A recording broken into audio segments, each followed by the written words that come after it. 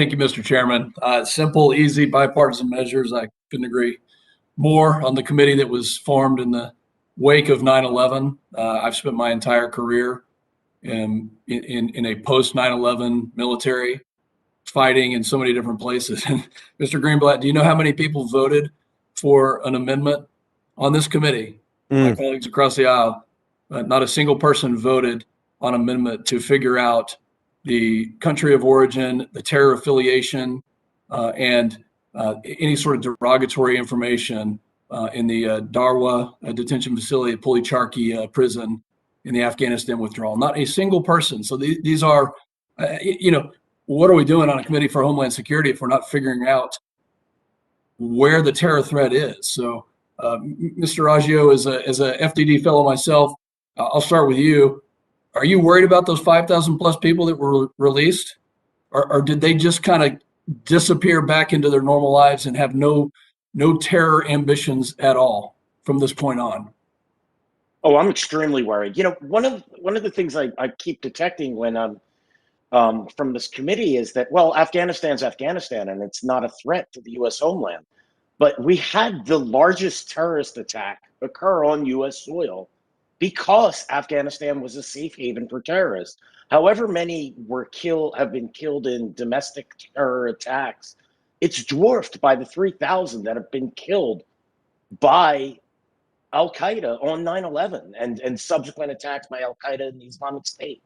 Yes, I'm absolutely worried about those 5,000 prisoners who were released. We don't know where they are. Some of them were Islamic State, and I'm told, again, I can't confirm this, but I have no doubt, because of information we know about the Haqqani network and the Islamic State, that some members of the Islamic State were absorbed by the Taliban. Some members of Al-Qaeda have returned, have gone back to their jobs. And some members of the Islamic State rejoined the Islamic State, and that's the element that opposes the Taliban government. None of that is good for security here on the U.S. homeland. We have armies of terrorists, not just in Afghanistan, but in Somalia, in Mali, in sub-Saharan Africa, in Syria, in Pakistan. I'm talking tens of thousands of fighters, often in each place, that can be recruited and pointed at the United States to conduct attacks against the U.S. homeland. This is one of their goals, is to hit us here, to make the price for fighting them overseas too costly. So we should be concerned about every single individual who left. Do we even know the names of all of them? I hope the U.S. government, the U.S. military and intelligence services was able to obtain that information of these individuals. With the Taliban controlling passports, these people can leave the country and enter other countries and possibly have access to the United States. All of these things should be deeply worrying to every member of this committee. These are groups, terror organizations that are committed to hurting us here in the United States and to targeting U.S. interests overseas as well. So what I'm hearing is that they haven't taken their eye off their mission, which is their desire to attack Americans. We saw it with the 13 service members that were killed in the tragic, yet very predictable way that we had in the botched withdrawal. And I just think that we're kidding ourselves, and I do think that these are easy bipartisan issues. And for the life of me, I can't understand why there would be any sort of disagreement on these. Luckily, that amendment actually passed in the NDAA. But not a single person on this committee, on the other side of the aisle, voted for that amendment on this committee when presented.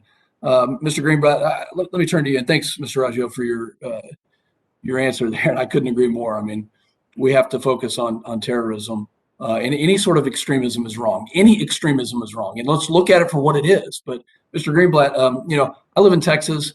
My district is not a border district per se geographically. Is it safe to say, and do you agree that there are people who want to enter this country by all means? We saw the Colleyville attacker that entered with a passport, and we need to get to the bottom of that. But what do you say about known or suspected terrorists entering our country? Do they have a desire to enter our country, and should we be worried about the southern border? Congressman Pfluger, first thing I want to do is thank you for your service. I know you're a military veteran. I served in the Air Force. Secondly, I could not agree more with the fear of foreign terrorists trying to get into America. If I might, just for a moment, I can't say the specifics about attempted entries from the southern border because I'm not familiar with that, but we are very worried about the Islamic Republic of Iran, the largest state sponsor in the world, which continues to try to put people inside the United States. There was an FBI case last year where they identified an Iranian dissident, Masih Ahmadinejad, who is being targeted for kidnapping and rendition to Tehran by the Islamic Republic. Mr. Congressman, I would implore you to look at the danger of Iran and their efforts to, they have surveilled Jewish institutions like synagogues, Chabad houses, JCCs. Their people have been arrested in Chicago, in New York, in Los Angeles. I am deeply worried about that and would be delighted to work with you to explore this issue because it's a threat to all of us. So we should be worried about any method of entry, and the 2 million people that have entered illegally.